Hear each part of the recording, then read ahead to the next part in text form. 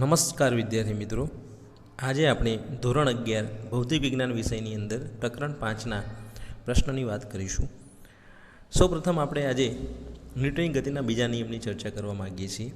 તો એના માટે કેટલીક બાબતો આપણે સમજીએ. તો અગાઉ આપણે પ્રથમ નિયમની વાત કરી. તો પ્રથમ નિયમ જે છે એ ચોખ્ખું બાહ્યબળ શૂન્ય હોય તેવા કિસ્સાની વાત કરે છે, જ્યારે બીજો નિયમ જે છે એ પદાર્થ પર કંઈક ચોખ્ખું બાહ્યબળ લાગતું હોય તેવા કિસ્સા દર્શાવે છે. તો તે ચોખ્ખા બાહ્યબળને કારણે પદાર્થ શું કરે છે? તો પ્રવેગી ગતિ કરે છે. તો આપણે આ ચર્ચા એમાં કરવા માગીએ છીએ. તો આ બાબતને સમજતા પહેલાં એક નાનકડી બાબત સમજી લઈએ. વેગમાન.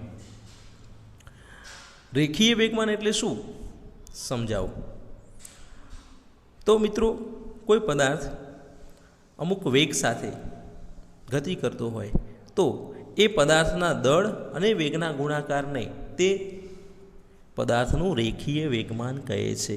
એટલે અહીંયા સમજો કે કોઈ પદાર્થ એમ દળનો પદાર્થ છે. આ એમ દળના પદાર્થને આપણે રેખીય ગતિ કરાવીએ છીએ. આ ડાયરેક્શનમાં એની ગતિ થાય છે. તો એ વખતનો એનો વેગ v છે. તો દળ અને વેગનો જે ગુણાકાર છે આને આપણે વેગમાન તરીકે ઓળખીએ છીએ. તો રેખીય વેગમાન p બરાબર mv. અને વેગમાન સદિશ રાશિ છે જેની દિશા આપણે વેગની દિશામાં લઈએ છીએ. એટલે જે દિશામાં પદાર્થ ગતિ કરીને જતો હોય એ દિશામાં વેગમાનની દિશા મળે. એટલે પીની દિશા અને વીની દિશા એક જ હોય છે. અને એનો એકમ શું થાય?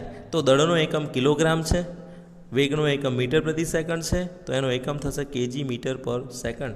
અથવા એને બીજી રીતે એનો એકમ બનાવીએ, બળનો એકમ ન્યૂટન લઈએ અને CGS પદ્ધતિમાં બળનો એકમ ન્યૂટન લઈએ અને એને આપણે સમય વડે ગુણી દઈએ. તો આના માટેનું એક બીજું સૂત્ર બને છે. કેજી મીટર પર સેકન્ડ સ્ક્વેર હોય એને આપણે ન્યૂટન તરીકે ઓળખીએ છીએ. અને એમાં એક સેકન્ડ એને ગુણી નાખીએ તો ન્યૂટન ઇન્ટુ સેકન્ડ બીજો એકમ બને છે. આ સૂત્ર આપણે બીજા એક સૂત્ર ઉપરથી પણ બનાવીએ છીએ. ડેલ્ટા પી બરાબર એફ ડેલ્ટા ટી. આવું એક સૂત્ર આગળ આપણે મેળવીશું. તો એફ એટલે બળ અને ડેલ્ટા ટી એટલે સમય, ન્યૂટન ઇન્ટુ સેકન્ડ. CGS પદ્ધતિમાં ગ્રામ સેકન્ડ પ્રતિ સેન્ટીમીટર અથવા ડાઇન ઇન્ટુ સેકન્ડ લખાય. અને પારિમાણિક સૂત્ર મિત્રો હવે તમને ખ્યાલ છે કે એકમ ઉપરથી પારિમાણિક સૂત્ર બને તો કેજી માટે m1 બરાબર મીટર જે છે એના માટે લેન્થ છે તો L1 અને સમયની -1 ઘાત છે તો t-1. તો m1 L1 t-1. આ તે રેખીય વેગમાનની વાત. હવે આપણે રેખીય વેગમાનની થોડીક સમજ વધારે ઊંડા અભ્યાસમાં મેળવીએ. જે વેગમાન છે એ વેગ કરતાં કંઈક વધુ માહિતી આપે છે. તે ઉદાહરણ દ્વારા સમજાવો. તો વેગમાન ઉપરથી શાની વધારે માહિતી મળે છે વેગ કરતાં? તો કે દળની માહિતી મળે છે. હવે કેવી રીતે? તો એક કાંકરી એક પથ્થરને સમાન વેગથી કોઈ વ્યક્તિને મારવામાં આવે.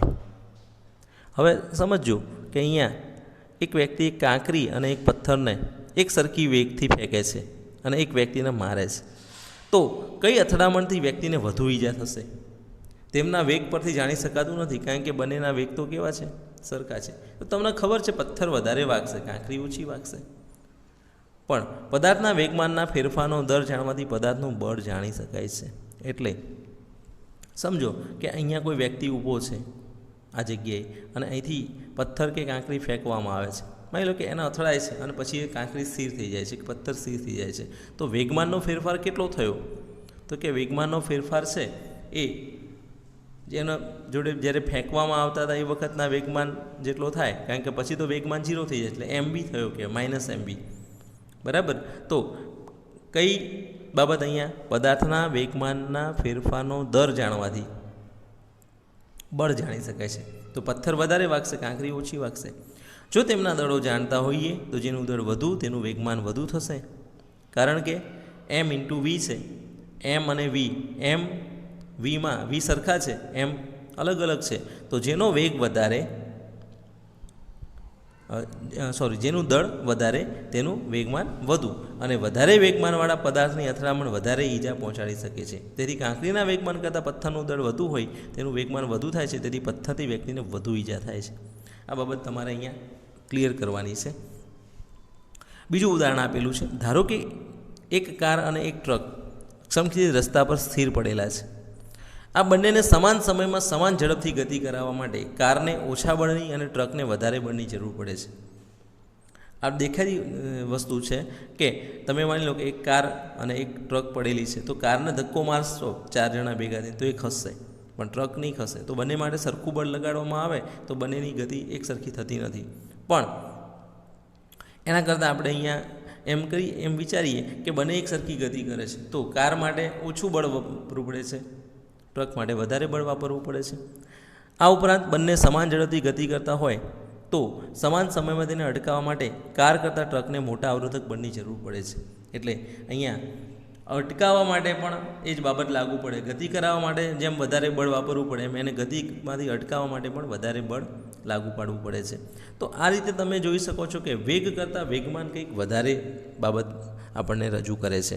તો વેગમાનનો ફેરફાર આપણા માટે અહીંયા જોવામાં આવે છે.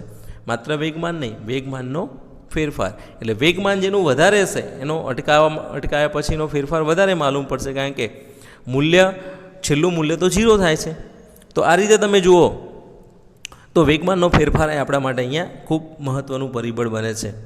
અને આમ પદાર્થ પર બળની અસર નક્કી કરવા માટે દળ અને ઝડપ એટલે કે વેગમાન અગત્યનો પ્રાચલ છે. તો આ વેગમાનની સમજૂતી થઈ. હવે આપણે આને ધીરે ધીરે ન્યૂટનની ગતિના બીજા નિયમ સાથે જોડી દઈએ.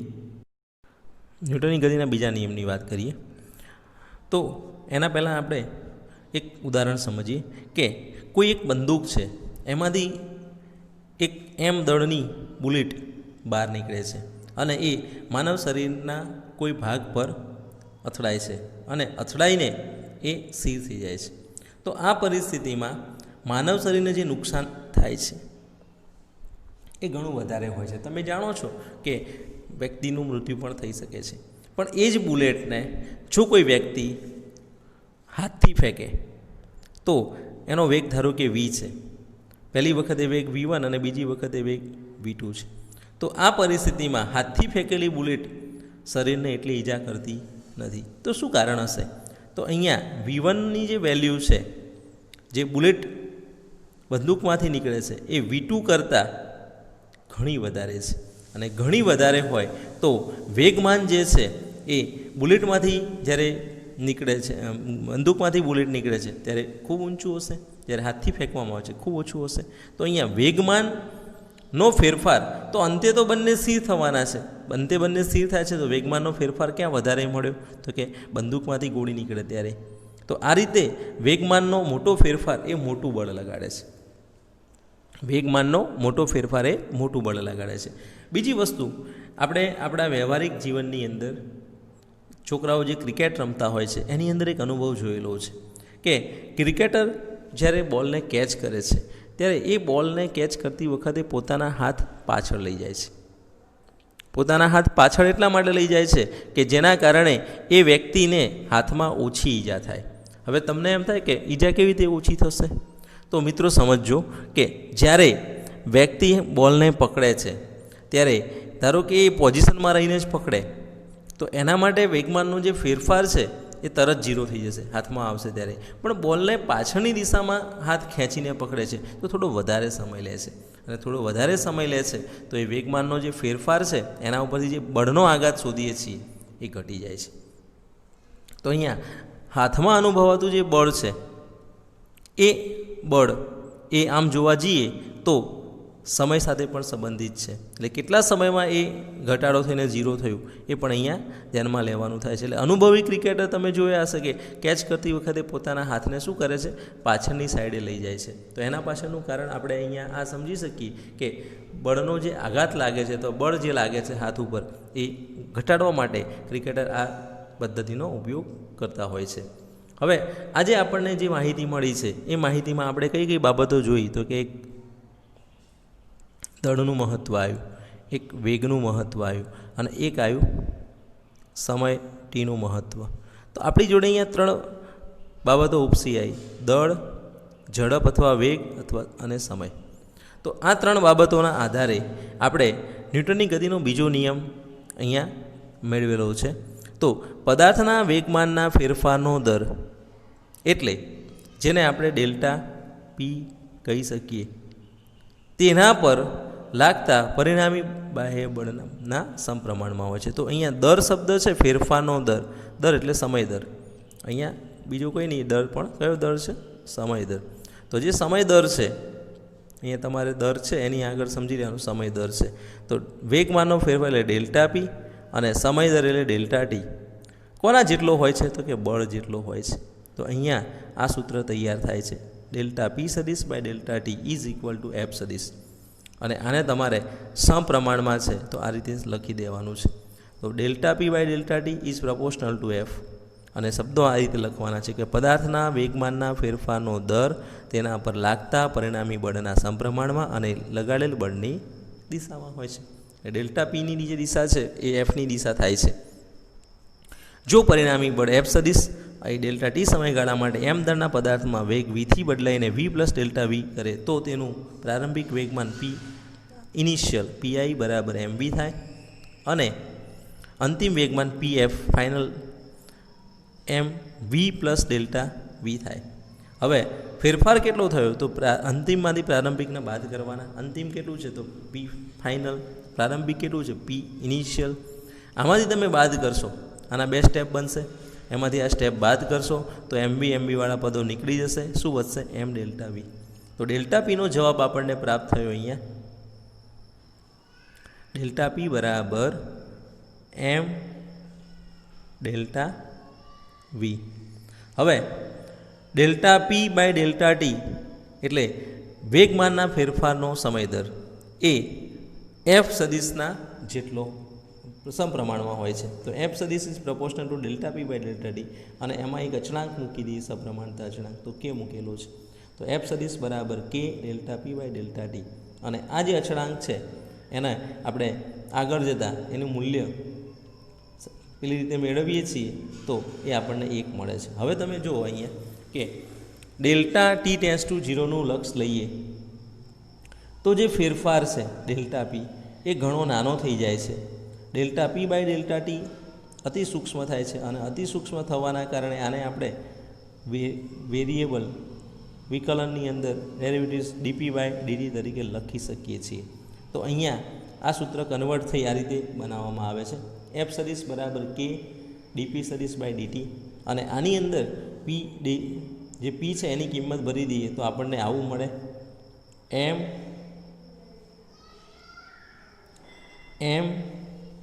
વી. એક વખતે એમ અચળ રાખો, એક વખતે વી અચળ રાખો.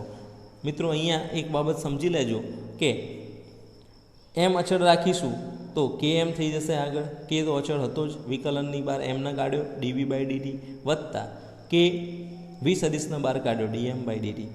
હવે આપણે અગાઉ ભણ્યા કે કોઈ અચળ રાશિ હોય તો એનું વિકલન 0 થાય એટલે ડીએમ બાય ડીટી લેવામાં આવે તો 0 થશે. સમય સાથે દળ બદલાવાનું નથી એટલે આ પદ શું થઈ ગયું? 0 થઈ ગયું. તો શું વધ્યું? તો કે એમ ડીવી બાય ડીટી. અને હવે તમે જાણો છો કે ડીવી બાય ડીટી એટલે શું?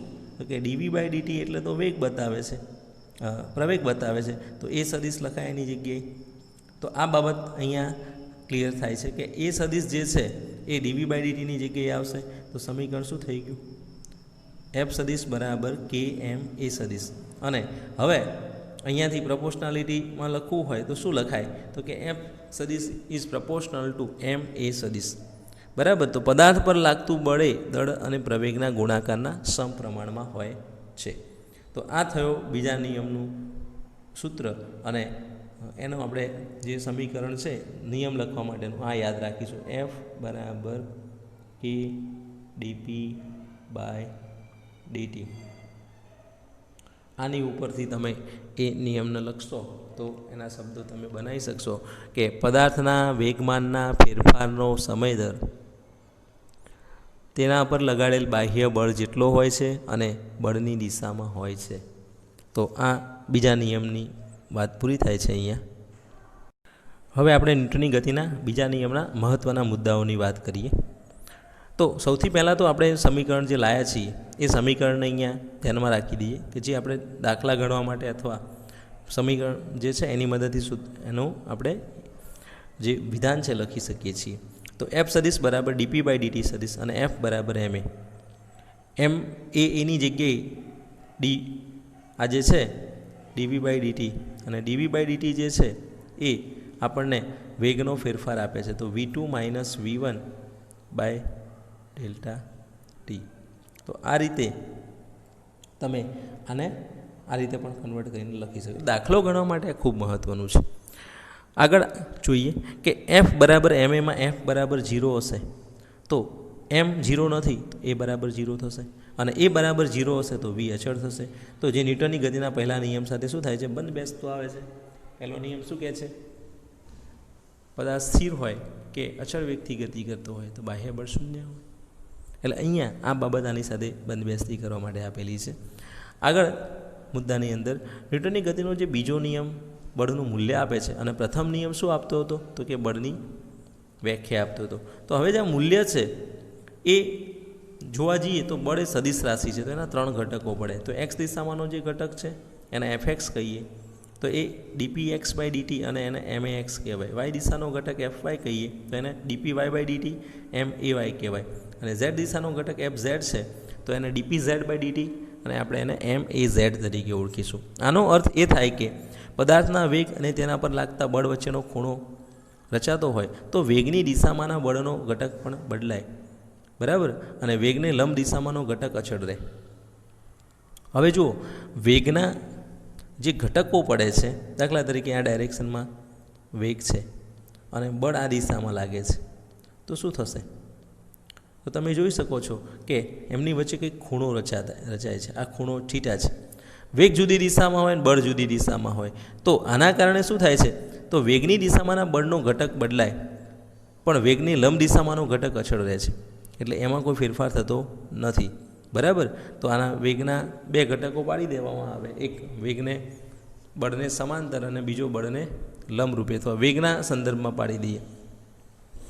દાખલા તરીકે ગુરુત્વ બળની અસર હેઠળ પ્રક્ષિપ્ત પદાર્થની ગતિમાં ગુરુત્વાકર્ષણ બળ અધો દિશામાં લાગે છે અને વેગનો સમખીજ ઘટક અચળ રહે છે. ઓલરેડી આપણે આ બાબત પ્રક્ષિપ્ત ગતિની અંદર ભણ્યા છીએ કે આ રીતે કોઈ પદાર્થ ગતિ કરીને જાય છે તો આ ડાયરેક્શનનો જે વેગ મળે છે વી એક્સ એ બદલાતો નથી, એ અચળ રહે છે.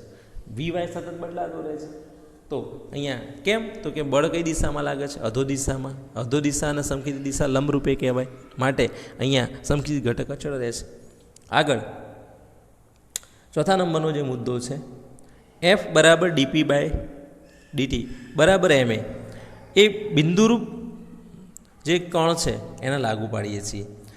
એફ એ કણ પરનું પરિણામી બાહ્ય બળ અને એ કણનો પ્રવેગ દર્શાવે છે. તો આની અંદર તમે સમજી લેજો કે પદાર્થ કેવો ગણવામાં આવે છે, બિંદુરૂપ, એટલે ખૂબ નાનો કણ તરીકે લેવામાં આવે છે. અને આ નિયમ દ્રઢ પદાર્થ એટલે કે કણોના તંત્રને લાગુ પડે છે. પ્રવેગ એ કણોના તંત્રના દ્રવ્યમાન કેન્દ્રનો પ્રવેગ છે. હવે જ્યારે પદાર્થની જગ્યાએ અહીંયા કણની સંકલ્પના લીધી, એની જગ્યાએ પદાર્થ વિચારવામાં આવે તો આ દ્રઢ પદાર્થ માટે પણ આ જ વસ્તુ આપણે શું કરીએ છીએ, લાગુ પાડી શકીએ છીએ. અહીંયા એક આકૃતિ આપેલી છે, એની અંદર આપેલી ક્ષણે પ્રવેગ તે ક્ષણે લાગતા બળ વડે નક્કી થાય છે. પ્રવેગિત ગતિ કરતી ટ્રેનમાંથી પથ્થરને બહાર ફેંકવા દેવાની પછીની ક્ષણે તેના પર કોઈ સમખીજ બળ કે પ્રવેગ હોતા નથી, બરાબર. તો હવે આ સમજો કે અહીંથી કોઈ પથ્થર બહાર નીકળે છે એ ઘડી એ કોની અસર હેઠળ આવી જાય છે, તો કે ગુરુત્વ પ્રવેગની અસર હેઠળ આવી જશે. એની જોડે પછી કોઈ પણ પ્રકારના પ્રવેગ હશે નહીં, માત્ર ગુરુત્વ પ્રવેગ હશે ત્યાં. તો આ એવું દર્શાવે છે કે જ્યારે આ પરિસ્થિતિનું નિર્માણ થાય છે ત્યારે શું થાય છે, તો એના પછી એ પદાર્થ પર અગાઉ જે બળ લગાડવામાં આવ્યું હતું અગાઉની ક્ષણે એની કોઈ સ્મૃતિ હાજર રહેતી નથી. એટલે અહીંયા સ્મૃતિ જે છે એ યાદ નથી રાખતો આગળ એના જોડે કેટલો પ્રવેગ હતો એ એના માટે મહત્ત્વનું બનતું નથી. હાલ એની જોડે કેટલો પ્રવેગ છે એ એના માટે મહત્ત્વનું હોય છે. એટલે પદાર્થ ફેંકી દેવામાં આવે અને એ ફેંકી દીધેલો પદાર્થ ફેંકતી વખતે જે બળ લગાડવામાં આવે છે એના પ્રવેગ હેઠળ રહેતો નથી. ફેંકી દીધા પછી એ નોર્મલી અહીંયા જોવા જઈએ તો સમખીજ દિશામાં કોઈ પ્રવેગ નહીં હોય, માત્ર અધો દિશામાં પ્રવેગ મળશે. કારણ કે અહીંયા આકૃતિમાંથી તમે જોઈ શકો છો કે ગુરુત્વ પ્રવેગ જી લાગશે અને ગુરુત્વ પ્રવેગ જી એને અધો દિશામાં પ્રવેગ આપશે, સમખીજ દિશામાં કોઈ પ્રવેગ મળશે નહીં. એના પછી ગતિનો બીજો નિયમ એ સ્થાનિક સંબંધ છે, એટલે કે અવકાશમાં પદાર્થના સ્થાને આપેલા સમયે બળ એફ એ પદાર્થના તે ક્ષણના પ્રવેગ એ સાથે સંબંધ ધરાવે છે. તેથી પ્રવેગ એ બળ વડે નક્કી થાય છે, પણ કણની ગતિના કોઈ ઇતિહાસ પરથી નહીં. એટલે અહીંયા એવું કહેવાનો મતલબ છે કે કણ ગમે તે રીતે ગતિ કરેલી હોય, આગળની ગતિની જે પોઝિશન છે એના સાથે એની પછીની ક્ષણે એના પ્રવેગને કંઈ લેવા દેવા નથી. એટલે અહીંયા ઇતિહાસ જોવામાં આવતો નથી, આગળ એને કેવી હિસ્ટ્રી હતી એ એના માટે મહત્ત્વનું બનતું નથી. તો આ મુદ્દા તમારે અહીંયા 5 મુદ્દાઓ અગત્યના મુદ્દા તરીકે યાદ રાખવાના છે. ઇન શોર્ટ, કણની ગતિના કોઈ ઇતિહાસ સાથે એને સંબંધ રહેતો નથી. અગાઉની ક્ષણ કઈ હતી એ એના માટે મહત્ત્વનું નથી પદાર્થ માટે. ઉદાહરણ 5.2ની વાત કરીએ. 0.04 kg દળ ધરાવતી અને 90 મીટર પ્રતિ સેકન્ડની ઝડપથી ગતિ કરતી એક બુલેટ એક ભારે લાકડાના બ્લોકમાં પ્રવેશે છે. એટલે એવું સમજો કે અહીંયા એક બ્લોક મૂકેલો છે અને આ બ્લોકની અંદર એક બુલેટ શું કરે છે, દાખલ થઈ જાય છે. આની અંદર સ્ટ્રાઇક થઈ અંદર દાખલ થાય છે અને 60 સેન્ટીમીટરનું અંતર કાપીને અટકી જાય છે. માની લો કે આ બ્લોક જે છે એ આ રીતનો લાંબો છે અને આટલા 60 સેન્ટીમીટર પૂરા થાય છે તો બુલેટ આટલા આવીને અટકી જાય છે, આનાથી આગળ જઈ શકતી નથી. આ રીતે માની લો કે આ રીતે અટકી જાય છે. આગળ આપેલું છે બ્લોક વડે બુલેટ પર સરેરાશ અવરોધક બળ કેટલું હશે? બુલેટ પર સરેરાશ અવરોધક બળ. હવે મિત્રો, બુલેટ જે છે એ અટકી જાય છે એનો મતલબ એનો વેગ કેટલો થાય છે? અટકી જાય છે તો વેગ 0 થઈ જાય છે, અંતિમ વેગ 0 થઈ જાય છે. પ્રારંભિક વેગ આપી દીધેલો છે v1, તો v1માંથી v2, તો v2 0 છે. હવે અવરોધક બળ શોધવું હોય તો શું કરવું પડે? તો અવરોધક બળ શોધવા માટે તમારે અહીંયા પ્રવેગની જરૂર પડે અને પ્રવેગને તમે કોના વડે ગુણી નાખો? દળ વડે ગુણી નાખો તો એ શું આપે? તો એ આપણને અહીંયા બળ આપી દે. તો પહેલું કામ કરીએ કે લાકડાના બ્લોકમાં ઘૂસેલી બુલેટનો પ્રતિપ્રવેગ અચળ છે એવું ધારી લઈએ અને અચળ પ્રવેગી ગતિના જે સૂત્રો છે એનો ઉપયોગ કરીએ. તો એ બરાબર v²/2d સમીકરણ પરથી અહીંયા -u²/2s લખેલું છે, કારણ કે પ્રતિપ્રવેગ છે. તો એ બરાબર -90² ભાગ્યા 2 ગુણ્યા 0.6 અને આનો જવાબ મેળવીશું તો 6750 મીટર પ્રતિ સેકન્ડ સ્ક્વેર, પણ ઋણ મળશે. એટલે પ્રતિપ્રવેગ હોવાથી આપણને એ ઋણ મળે છે. અને ન્યૂટનની ગતિનો બીજો નિયમ જે છે એ શું દર્શાવે છે? બળ બરાબર એફ બરાબર ma. તો એમ વડે એને ગુણી નાખો તમે, એમ વડે ગુણશો તો 0.04 ગુણ્યા 6750 અને આ જે જવાબ છે એ તદરૂપ આપશો તો 270 ન્યૂટન મળે છે. તો આમ કહી શકાય કે જે બુલેટ છે એ અચળ પ્રતિપ્રવેગ હેઠળ જો ગતિ કરતી હોય તો એની ઉપર આટલું બળ લાગે. ખરેખર અહીંયા શબ્દ વાપરેલો છે કે પ્રવેગ અચળ ન હોય, કારણ કે જે ગતિ છે એ ગતિ 60 સેન્ટીમીટર થઈને જે અટકી જાય છે એની અંદર એની ગતિ પહેલાં વધારે હતી, પછી જે ઘટાડો છે એક સરખો નથી. પણ આપણે અહીંયા કેવું ધારેલું છે કે ઘટાડો એક સરખી રીતે થાય છે. આ પ્રવેગના આપણે અચળ લઈ લીધેલો છે, માટે આપણે આ જવાબ આ રીતે લખી શકીએ છીએ. અને બીજી પણ એક મેથડ છે જે અગાઉ આપણે આગળના ચેપ્ટરોમાં ભણીશું. અહીંયા સિમ્પલ બીજી મેથડ દ્વારા પણ જવાબ લાવી શકાય છે. તો એના માટે કાર્ય ઉર્જા પ્રમેયનો ઉપયોગ થાય છે.